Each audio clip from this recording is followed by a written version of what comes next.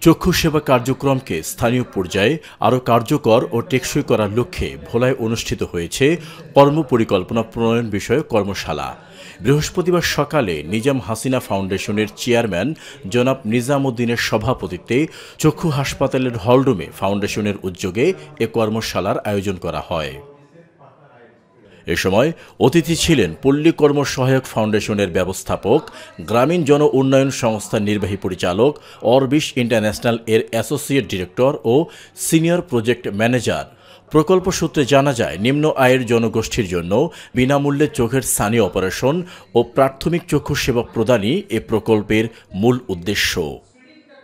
দেশ জুড়ে ১ লক্ষ মানুষের ছানি অপারেশন ও ১০ লক্ষ মানুষকে প্রাথমিক চক্ষু সেবা দেওয়ার লক্ষ্যমাত্রা নির্ধারণ করা হয়েছে। কর্মশালায় ভোলার PKSF এর সহযোগী ১১টি সংস্থার ২২ জন কর্মকর্তা অংশ নেন এবং স্থানীয় পর্যায়ে টেকসই চক্ষু সেবা নিশ্চিতের বিভিন্ন কৌশল নিয়ে আলোচনা করা হয়।